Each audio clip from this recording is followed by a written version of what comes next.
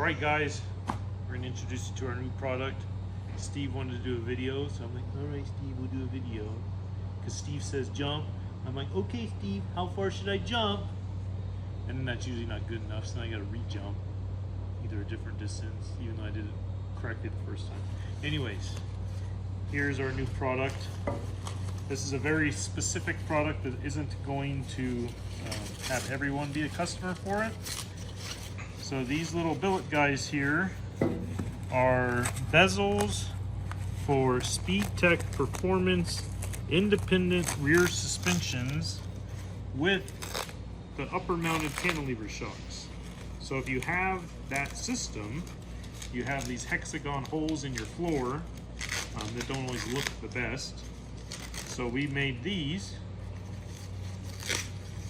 to clean that up a little bit and make them look better. So in each kit you get 2 bezels, machined out of 6061 aluminum here in the USA, with products or with material from the USA, so everything's USA made. And then you get a little hardware pack here with some set screws and some flange nuts. And this is all there is.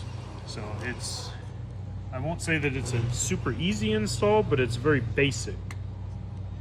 So to install the set screws into the little bezel puck, you need a 3/16 Allen key and some anti-seize is best.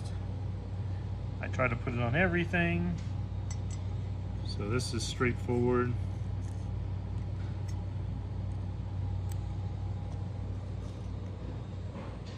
Now originally the SpeedTech versions come with a boot on the bottom, which this will retain the boot, so the boot will still be there to seal off the cabin. And then they just have 6 button head Allen screws kind of in the trunk area going down to the boot and the bezel. So this will just clean that up.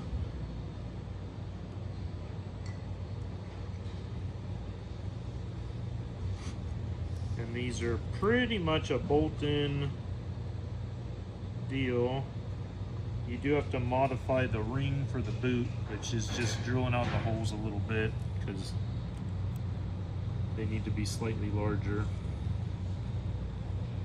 The holes on the floor are fine for the SpeedTech. So we got all those in. Tighten them all up a little.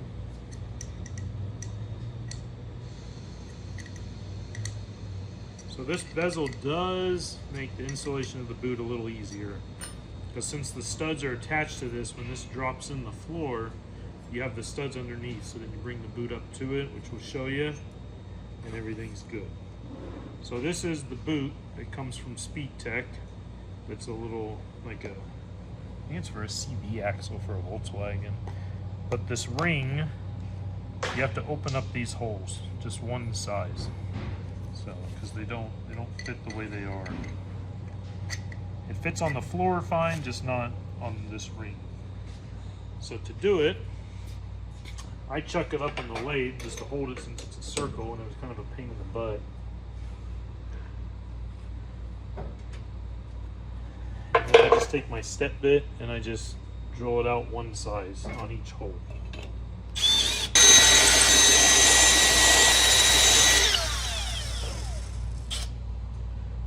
And because Steve's here, the battery dies on one to the last hole.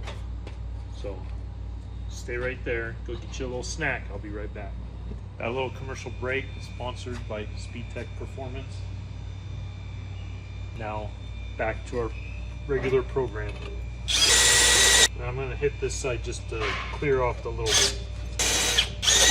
Now you can do that part with a countersink bit or a deburring tool or whatever, but it's easier. I just run the step bit there. So now we have the same piece, just the holes drilled out a little bit bigger. Now we will go to the car and I'll show you guys how to put these on. So we included some serrated flange nuts. I feel they work pretty good. in this circumstance. I don't want to use nylox because just these threads are into the aluminum. So we're gonna go with the serrated flange nuts.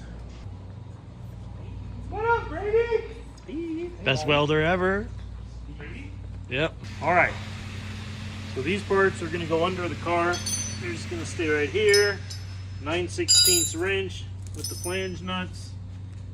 We're gonna have to pull that push rod off to get the boot on. So your car is going to look like this side, with just sheet metal. There's probably some button head screws, and if yours has already been assembled, the boot should be there, and the little flange ring for the boot should already be there. So you'd have to take that part apart. I don't have that installed because this is all just mocked up, so I don't have to take that part apart. I just have to take the rest of it apart. So you gotta jack up the suspension some to get the weight off. I already have that done, so I'm not going to show you that part. And then you have to loosen the shocks, the coilovers.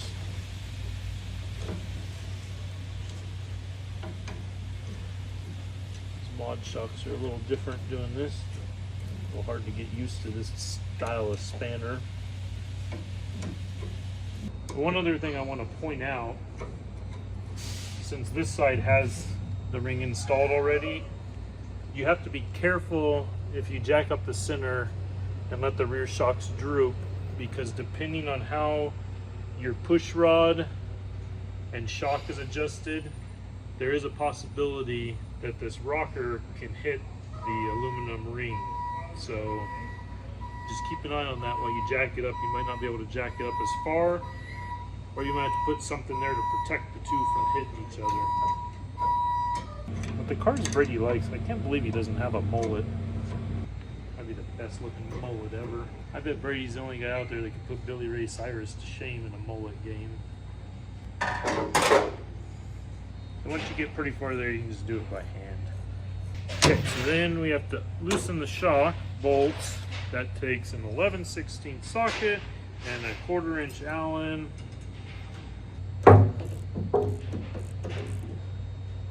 So after you remove the nuts, which if you have one of these cars, you probably know this, but the little rocker is also threaded, so you have to unscrew the Allen. Oh man, now that one sucks. One thing you can always guarantee, if Steve's filming, all that stuff happens. Allen wrench falls, the battery runs out. That's pretty. Thank you. Talking about me or the car? Real life struggles.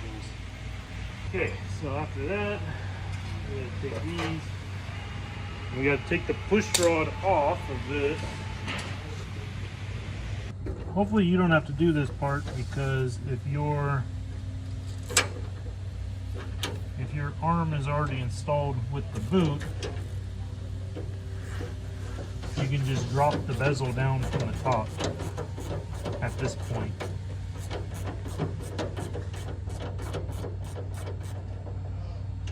So, in fact, here I'll show you. So, if your car's already assembled and you already have the boot on there, then right here where we already were, when you remove the little rocker arm, you can just take the bezel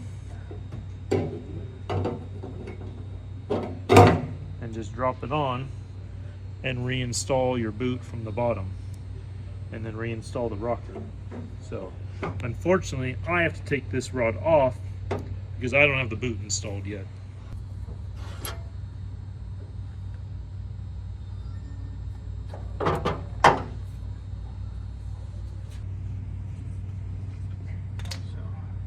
Typically that would have been tight, but since this car is all just mocked up, I lucked out. And now the other part, the one is the little like retainer ring. And I found this is easier to get the boot onto the ring before you put the ring up to the studs.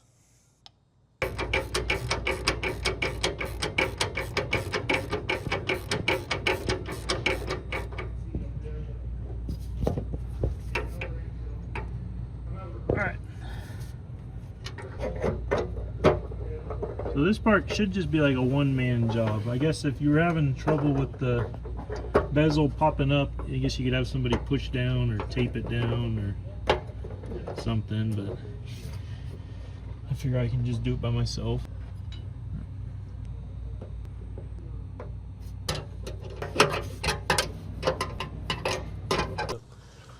Except for that boot. That boot's tight.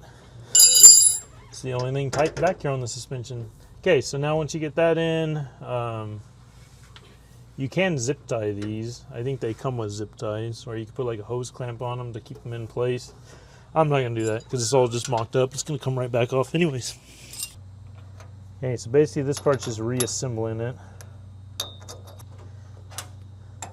Which, in case you didn't know, reassembly is the opposite of disassembly.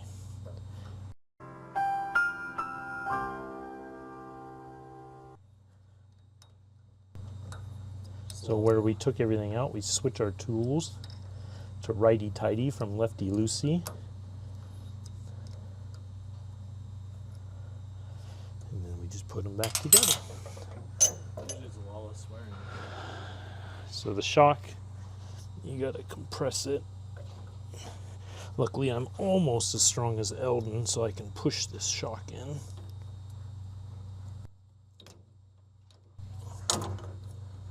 Horses don't show you ambition.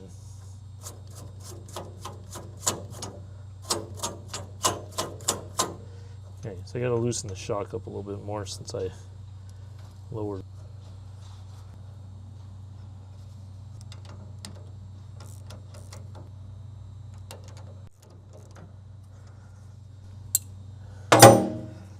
Alright, so now we got it all back together. All we gotta do is tighten back up our coil over. If you have a finished car, I'd recommend measuring. That way you can get it back in the exact place that it was before.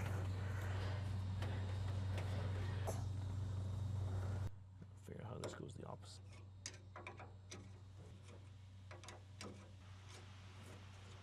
All right. So there we have it. You can see the finished product there. The boot, the ring, and all that sealed up. So if you got a SpeedTech IRS and you want it to look better and finished, you need a pair of these.